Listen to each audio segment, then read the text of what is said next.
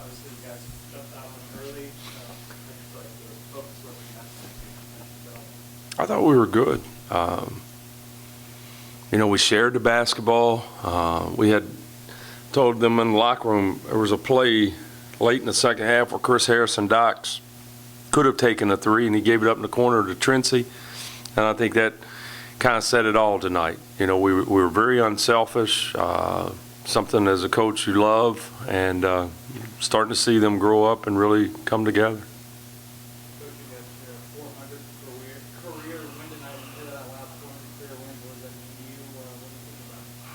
Had some awfully good players that have had the good fortune to coach, and some great coaches that I was able to surround myself with, and been able to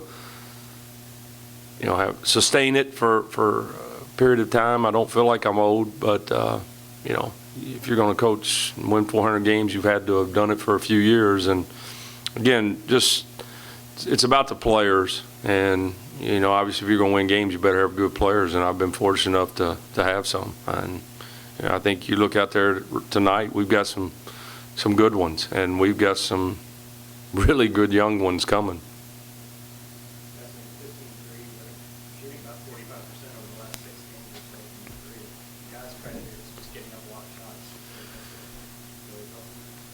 I hope we're going to get some more up in the morning.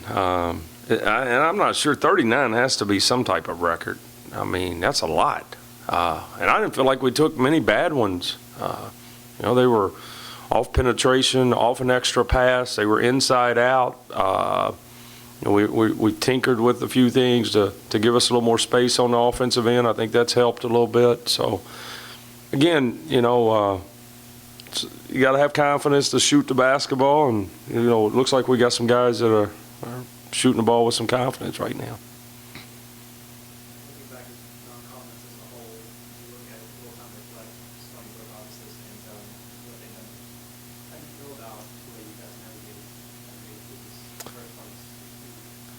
Obviously you want to win them all, but I think if you look at what the teams have done that we played, I think you understand the difficulty of the schedule, and it is what it is. Now, if you look, Stony Brook went on the road and beat Washington last night, which is undefeated and ranked 12th in the country. With that being said, we were right there to win the game. You were at the game. If we make a couple of plays late in the basketball game, I think we win it. Belmont, you were here. It's a game we feel like we should have won. So, I don't feel like, other than the Minnesota game, we were out of any game where we didn't have a chance. But I don't think this team is the same right now as they were a month ago. I mean, I'm sure every coach says that about their team, but I've done this long enough. I usually have a pretty good pulse of my guys, where they are as a team, and I like where they are. I like mentally where they are going forward. I think they're more together right now. I think you see it on the court. I think some things have happened that's really helped them, and sometimes. It's helped them, and we're a better basketball team than we were a month ago, and I think we'll be better a month from now than we are now. So. What's been most pleasing in your mind about the development of the younger kids? What's most pleasing about what you're seeing in terms of the progress that are making? Well, I'll start with DJ.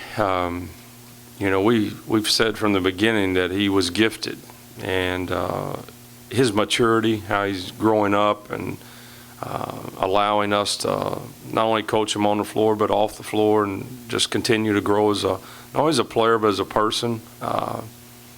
And he's got a bright future. I mean, I've been around some good ones, and he's got a bright future, and he's taken some responsibility on his own over the holidays. I think it's apparent that he was in the gym getting shots. He was one of the kids that wasn't able to go home for Christmas. He stayed here for the holidays, and he got the gun and got in the gym and got him shots up and got better. And, Justin Johnson is a guy that it's always been easy for him when he was in high school to just use his athleticism and out-jump people. But he's starting to understand how to be a good college power forward. And, Avery, he's a guy that he's just more comfortable off the ball right now. I mean, if you watch him play, we've kind of slid him to the 2 in the last couple games. You can tell he's starting to get more comfortable. We saw it about 10 days ago where you could say, man, he's going to help us. 2 to 3 weeks ago, he would tell you he was a different player. He was overanalyzing, overthinking, and not reacting. You can't do that as a player. And now he's starting to become more comfortable. Rob, just a banger, tough kid. I like how he competes, and he's the ultimate team guy.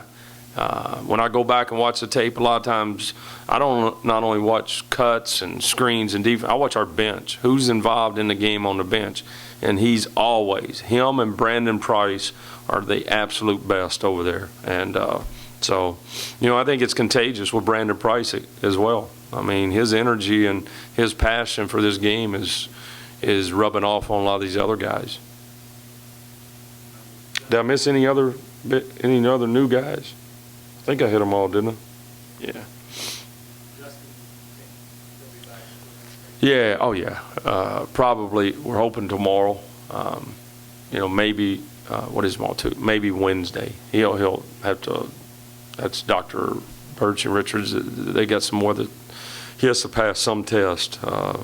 It's not a classroom test, but some test that he has to pass, and he'll be good to go. Anything else tonight? All right, everybody. All right, guys. Thanks. Thanks, Coach.